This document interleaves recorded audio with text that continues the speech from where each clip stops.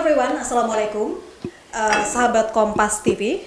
Saya hari ini ingin berbincang dengan mantan PJ Wali Kota periode lalu 2019-2020 ya Pak. 2019. Orang yang sangat sibuk ketika pandemi baru terjadi di Makassar. Pak Iqbal Swaib. Apa kabar Pak? Alhamdulillah baik, sehat. Baik. Mbak. Imun udah naik? Imun udah naik sekarang. Alhamdulillah. Pak Iqbal menjabat 1 tahun ya Pak ya? 1 tahun persis. Terus udah gitu di tengah perjalanan kita kena wabah Iya, betul. COVID-19 atau COVID-19. Betul. Kebayang waktu itu susahnya, paniknya, pasti ada panik karena baru masuk di Indonesia, Makassar. Iya. Gimana Pak? Ya langsung pindah kantor saya waktu itu. Pindah kantor ke gugus Langsung tugas? pindah kantor, langsung bikin kantor baru di gugus tugas, bikin posko. Dan saya udah sampai selesai di situ terus. 24 jam. Oh, ya, di situ terus. Di situ terus. Di situ terus. Berkoordinasi. Ya, terus. Apa sih Pak kendalanya waktu itu untuk bisa mengedukasi masyarakat tentang virus ini? Memang kendala pertama itu adalah bagaimana dulu masyarakat percaya bahwa ini ada virus. Itu dulu. Karena bayangkan pada saat itu kejadian awal itu orang menolak jenazah COVID. Hanya 1 bulan saya jaraknya lebih. Sekarang masyarakat malah memaksa menculik jenazah gitu kan. Jadi mengambil balik. Nggak takut. Dari tadinya yang begitu ketakutan begitu sampai menolak, jenazah pun ditolak gitu, dimakamkan dekat rumahnya misalnya. Sekarang tiba-tiba dengan tanpa takut risiko ya. Jadi memang edukasi itu memang penting.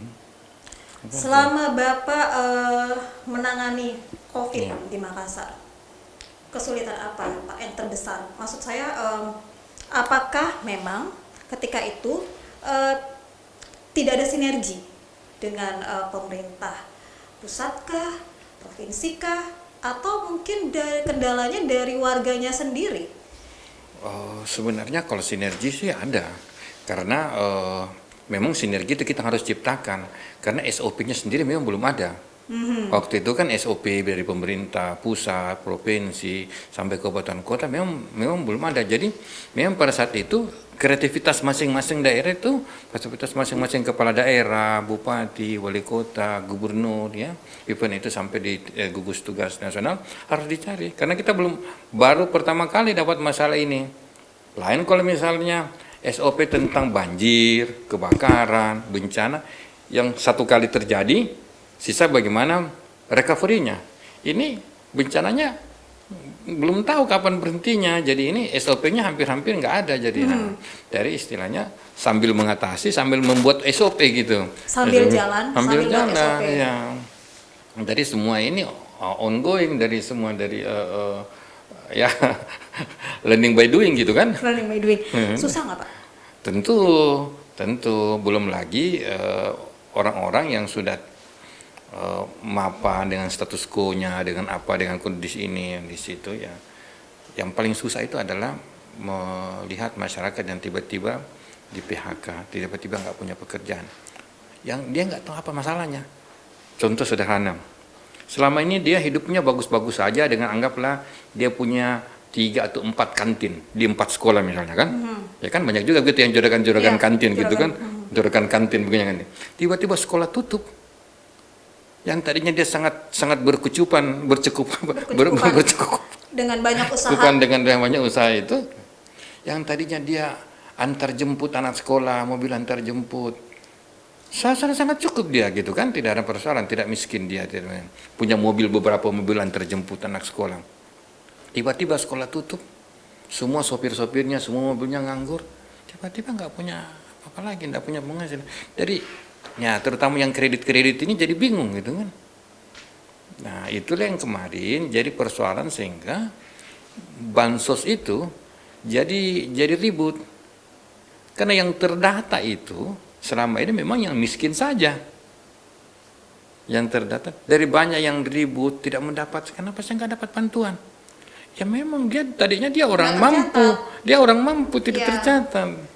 Tiba-tiba saat ini dia kehilangan pekerjaan, usahanya mati. Ya, Terus gimana waktu itu, Pak? pegawai hotel apa semua. Ya tentu saja ya itulah kita minta kesabaran sambil didata ulang gitu kan. Yang kerja ya sektor yang paling itu kan yang terutama yang sektor-sektor hospitality ya, kayak hotel apa itu. Itu sekian ribu karyawan dari itu memang diminta untuk segera melapor ke RT RW, melapor ke. Nah, masalahnya pada saat yang sama ya mungkin kan ada satu dua kasus begitu yang ini ya tentu yang didahulukannya keluarganya gitu kan.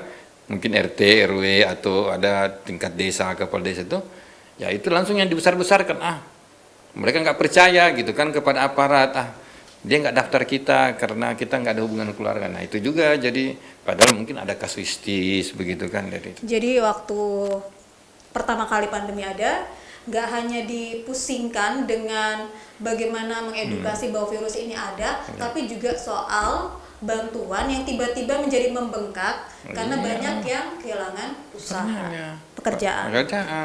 Mereka belum lagi ya coba memungkinkan sih semua orang pengen dapat ada 10 macam bantuan, semua mendapat 10 macam itu. Tapi cukup nggak sebenarnya? Sebenarnya cukup.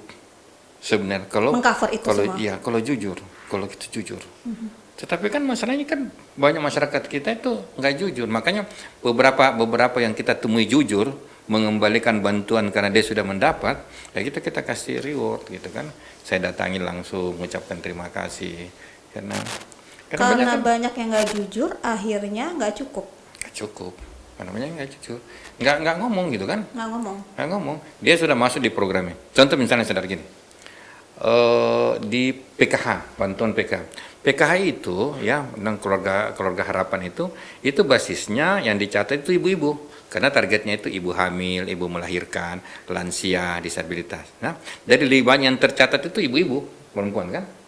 Nah, terus suaminya mendaftar lagi, misalnya terdaftar di program iwarung atau di bantuan yang dulu BLT, bantuan sosial tunai BST gitu kan, atau minta bantuan yang APBD itu kan.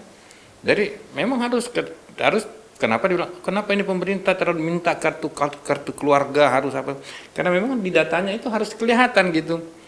Kalau sudah terdaftar istrinya, suaminya nggak boleh dong. Gitu. Itu kerumitan ketika harus mengucurkan bantuan. Susah nggak sih Pak? Saya nanya lagi nih, susah nggak sih ngatasin warga Makassar? Bapak tahu nggak? Habis Bapak ada 2 pejabat ya?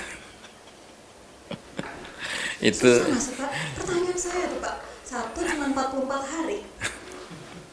Pak PJ, Pak Iqbal bisa setahun, bisa 6 bulan selesai tugas. Susah ya Pak ya? Apa Pak Iqbal naik lagi? Gimana itu? Intinya sebenarnya begini, kita harus memang tahu bahwa sekarang ini di masa begini sense of crisis yang harus kita utamakan.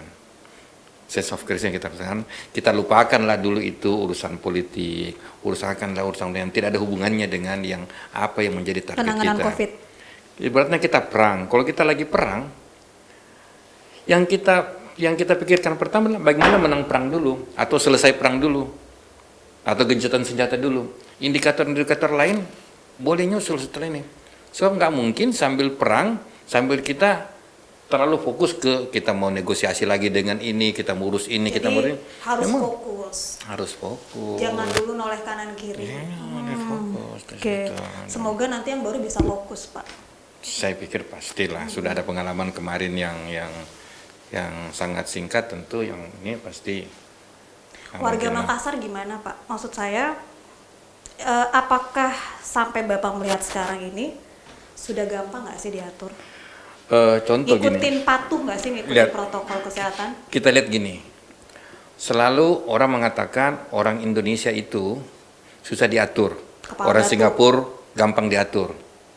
Tetapi buktinya kalau orang Indonesia ke Singapura, dia sangat patuh. Tapi kebalikannya juga kalau orang Singapura datang ke Batam, dia nggak ikut aturan. Buang sampah sembarang, meludah sembarang. Orang mengatakan orang Australia itu jauh lebih patuh dibanding orang Indonesia.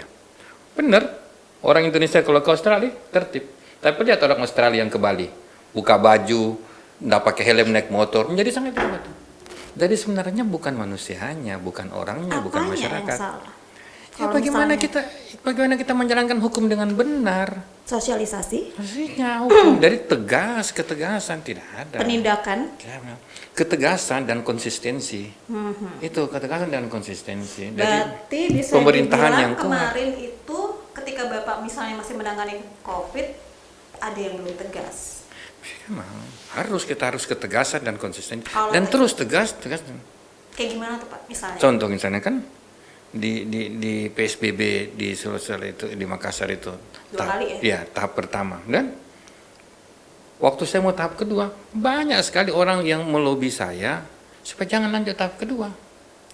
Cuman kan saya selalu berpikir dengan macam-macam lah kita saya tidak sebutkan, tapi saya selalu berpikir PSBB dilakukan karena standar kita adalah standar kesehatan. Makanya untuk mencabut PSBB harus juga indikator kesehatan standarnya. Bukan ekonomi. Bukan indikator lain dong. Emangnya PSBB dilakukan pakai indikator ekonomi? Bukan. PSBB dilakukan indikator kesehatan. Jangan karena alasan ekonomi PSBB-nya dihentikan gitu.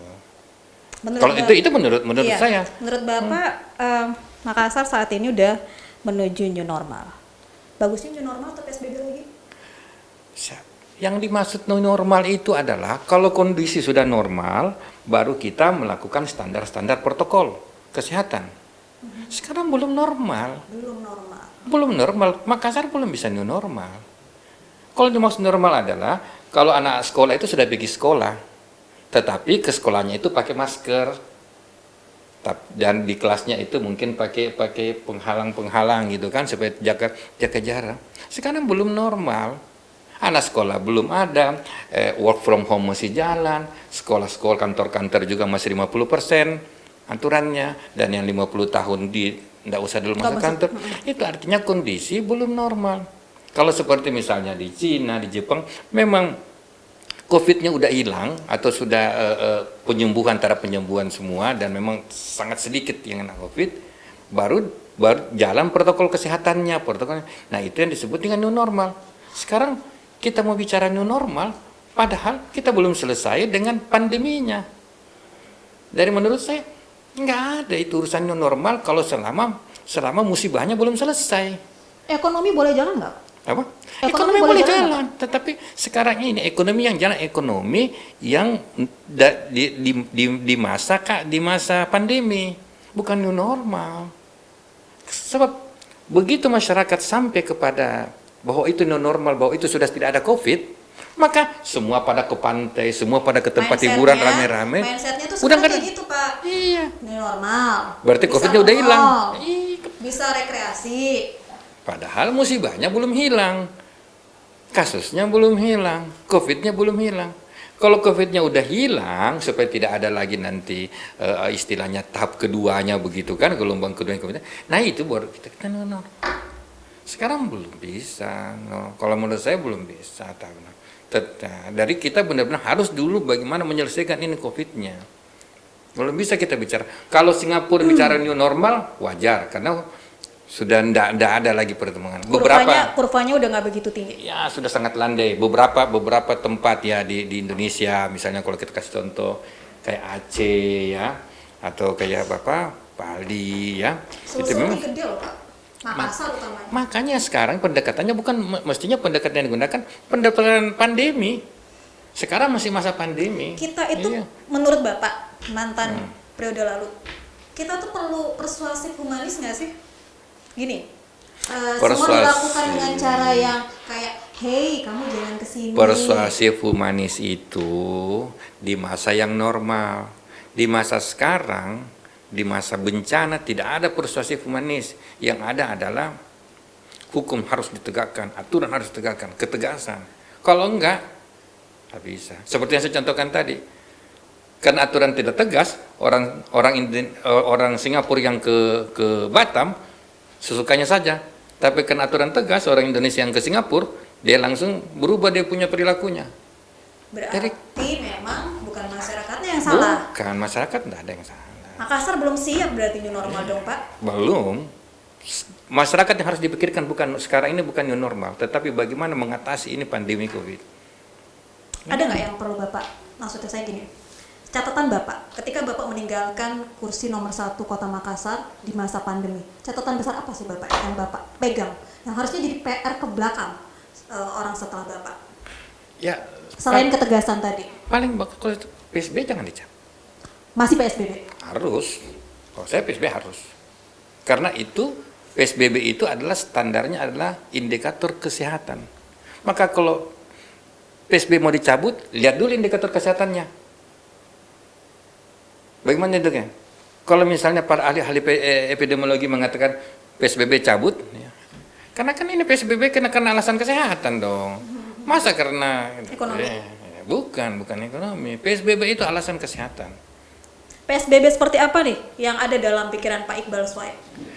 Seperti kita contoh aja, kita lihat Bogor, kita lihat Jakarta, apa Orang Bekasi, dilarang apa. keluar masuk Makassar kan? Ya, tetap artinya PSBB-nya tetap diperpanjang supaya masyarakat itu tidak ada euforia. Sambil pelan-pelan kita ekonominya kita nurunkan. Toko masih ditutup? Atau itu dikasih tadi jam kerja yang fleksibel? ya, nah itu tokonya yang kita atur, tapi dihilangkan dulu mindset bahwa jangan sampai kalau PSBB dicabut itu euforia yang muncul bahwa ini udah selesai masalah. Salah. Jadi PSBB yang tetap jalan, baru kita toko-toko kita pilih yang mana bisa dibuka, yang mana tidak. Model-model yang lain, kota-kota lain supaya masyarakat tidak merasa bahwa sudah selesai urusan. Karena kalau PSBB dicabut, langsung kan masyarakat mengatakan, oh udah selesai nih. Udah selesai. Aman. Udah aman. Karena merasa sudah dicabut tadi. Bersahabat. Jadi menurut saya, kalau saya sih, memang PSBB jangan dicabut. Tetapi setelah PSBB-nya lanjut, baru kita pilih-pilih yang mana kegiatan yang bisa mulai diaktifkan pelan-pelan. Tetapi yang harus dihilangkan, jangan sampai timbul pemikiran di masyarakat bahwa udah selesai masalah, udah ada euforia, karena PSBB udah selesai. Makanya sampai kan kayak beberapa tempat itu PSBB sampai tahap kelima gitu kan. Yep. Tetapi tidak berarti ekonominya nggak buka, kan? Tapi supaya dulu memberikan edukasi kepada masyarakat. Nah, kenapa saya sampaikan pada waktu ditanyakan kenapa lanjut PSBB tahap kedua? Karena saya bilang PSBB tahap kedua kita mulai dengan social engineering. Kita mulai dengan social engineering. Dari mulai 2 dan seterusnya itu kita mulai social ini, merubah perilaku, merubah mindset kita. Nah, kalau di PSBB tahap pertama kita dengan keras, dengan ketegasan, begitu kan. Nah, selanjutnya jangan dicabut itu, tetapi itu social engineering. Nah, Jadi PSBB sampai 3, 4, 5 tetap ada, cuman mindsetnya yang berubah. Maksudnya gitu, Pak. Coba jangan supaya masyarakat tidak menganggap sudah selesai nih, perang udah selesai. Ya. Dari kenapa itu PSBB diperpanjang, gunanya untuk itu menurut saya. Gunanya untuk supaya kita tetap merasa bahwa sense of crisisnya tetap ada. Maksudnya, termasuk masyarakat. Ya, gitu. Yang harus dipunya oleh semua orang. Nggak cuma para tenaga medis ya. Tenaga medis. Ini tenaga medisnya masih menganggap krisis, yang sebagian besar menganggap sudah selesai, kok udah selesai, kok udah nggak ada PSBB. Sampai langsung ada yang mengumumkan tanggal sekian sudah akan dibuka mal, kan ada itu mal yang mengumumkan karena menganggap udah selesai, pada saat di PSBB udah selesai urusan, udah boleh buka. kan? Iya. Kalau sanksi nih Pak, berbicara soal sanksi ini kan kemarin ada sanksi bagi yang tidak menggunakan masker. Kalau Bapak melihat kayak gini nih efektif nggak sih? Kalau cuma pakai masker doang gitu? Ya sekarang kan ya, itu tetap pakai masker pasti, cuman maksud saya seberapa efektif gitu untuk mengurangi penularan dengan dia nggak keluar.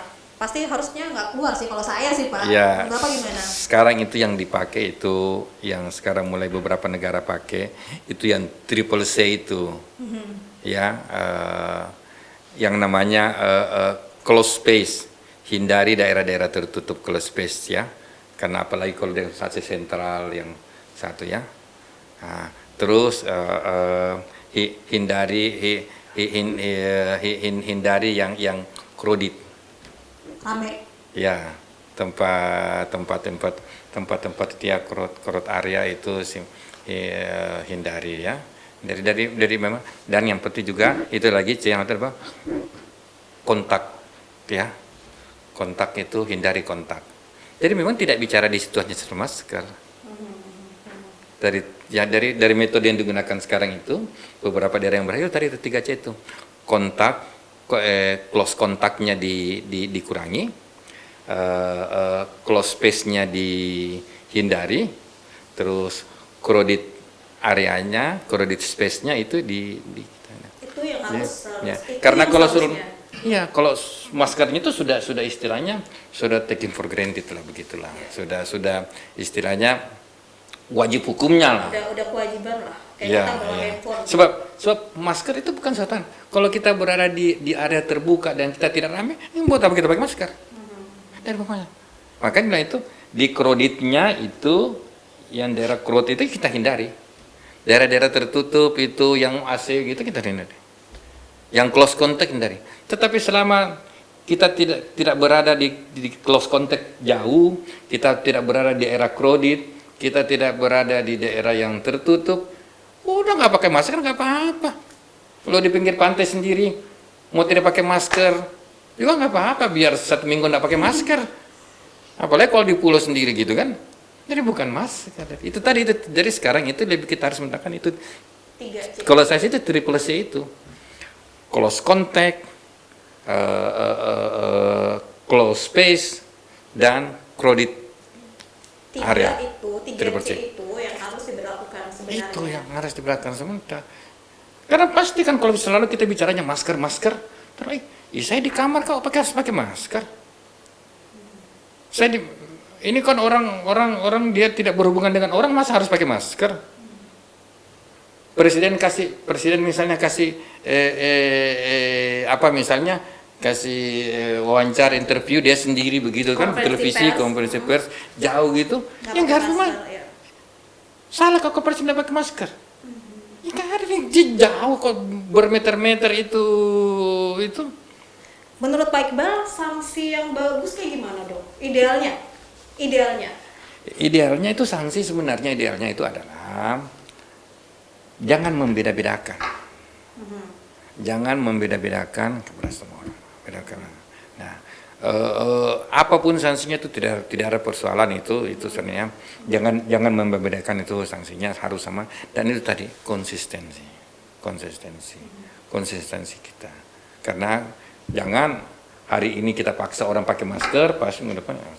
Dan kalau kita misalnya sampai kita ke statement bahwa kalau tidak pakai masker didenda misalnya 500.000, sekian ya. misalnya. Sekarang malu nggak kita kalau itu statement itu ada, lantas kita lihat penuh di pasar, penuh di orang, kan menjadi kepercayaan masyarakat jadi hilang kan?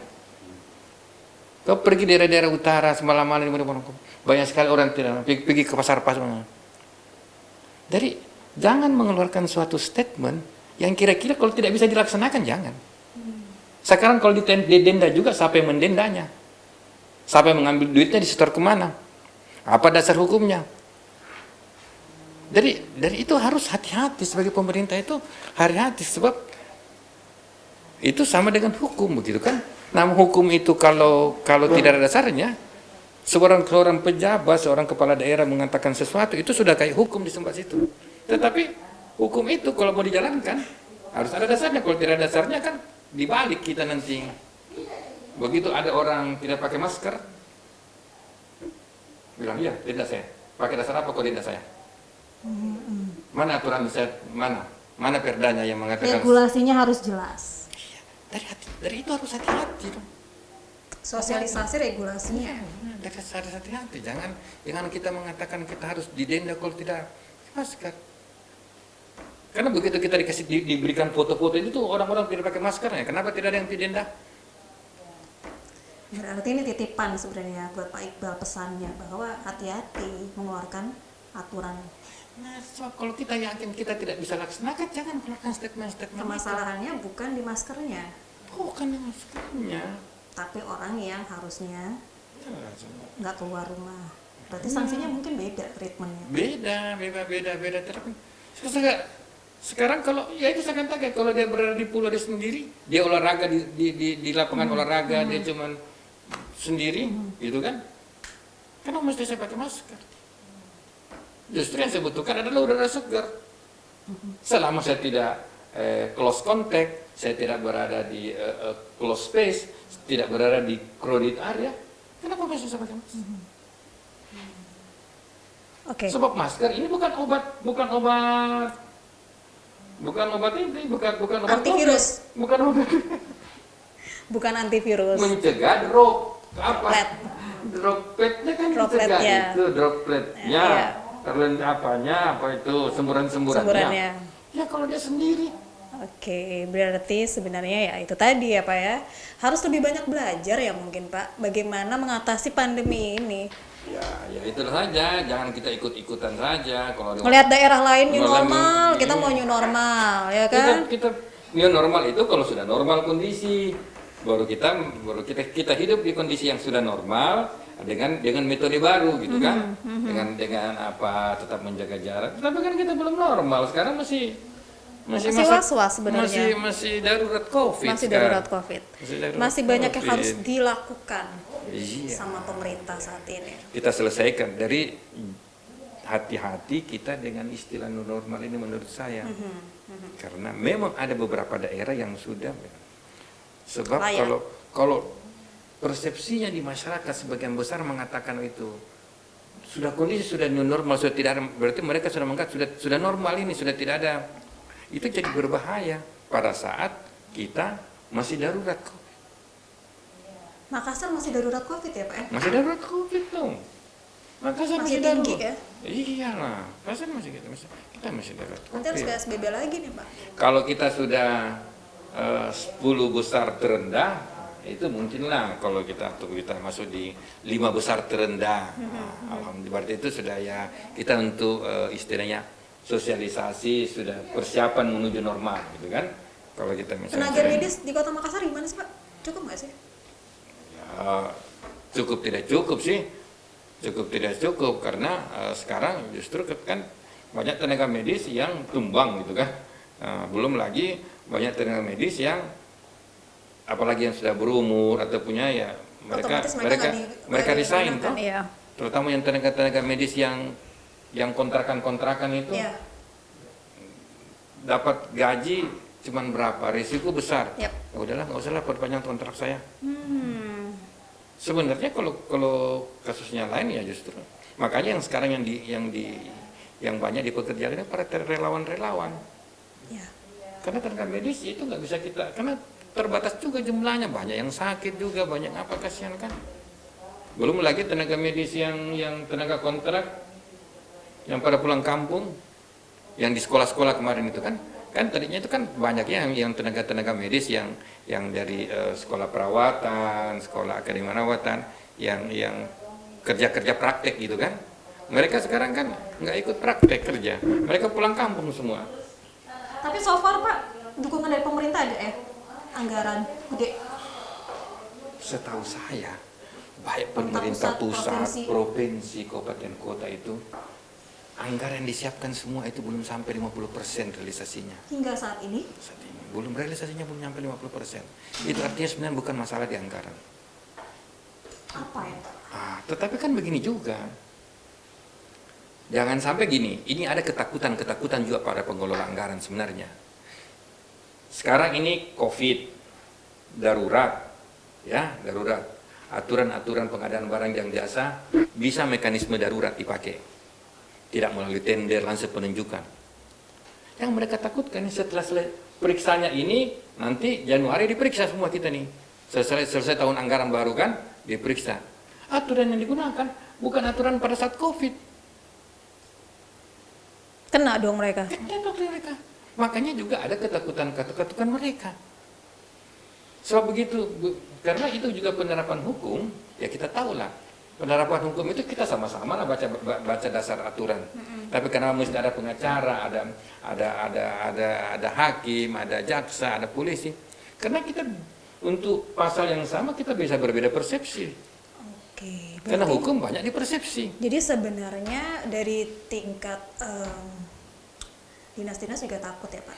Ada sebagian yang takut. Oke lah, sekarang kita pakai aturan COVID. Tidak perlu bisa penunjukan. Tapi nanti pas pemeriksaan kita udah selesai COVID, Nanti Aturan yang periksa, diberlakukan, yang ya. periksa kita bilang, kan kau langgar aturan ini, jelas kau langgar aturan ini.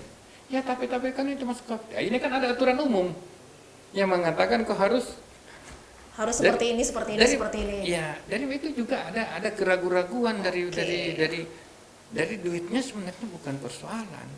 Itulah saya katakan tadi di seperti kalau kasus di Makassar, di Sulsel, event itu di nasional juga anggarannya cukup besar, tapi kan kita tahu karena itu tadi ada keraguan dalam pengadaan sistem barang dan jasa karena bisa saja mereka setelah COVID Mereka juga kena. gitu kan. Oke. Banyak banget sebenarnya yang harus diperbincangkan. Oke Pak, terakhir nih sebelum kita sudahi obrolan kita yang panjang ini, kalau Bapak melihat apa sih yang harus dilakukan penanganan COVID ini sebagai orang yang pernah berjibaku dengan pandemi di Makassar ini? Sebenarnya sekarang penanganan COVID sudah tidak susah lagi karena sudah sangat banyak best practice yang kita bisa lihat. Baik practices yang ada di negara-negara lain, di kota-kota lain, di daerah-daerah lain. Jadi literatur kita sudah sangat banyak. Kalau di awal COVID memang kita masih semua trial and error itu ya cocok ini. Kalau sekarang janganlah takut lah. Kalau soal metode sudah sangat banyak sekali contoh yang kita bisa lakukan. Contoh saja itulah banyak best practices yang ada di berbagai negara, di berbagai kota terkenal yang berhasil dengan COVID. Contoh aja itulah. Nggak perlu lagi kan sudah sangat banyak ya. Intinya tadi ya, tegas, konsisten. Itu yang penting ya itu tadi. Yang penting tegas dan konsisten. Ini kan mindset itu nggak kemana-mana.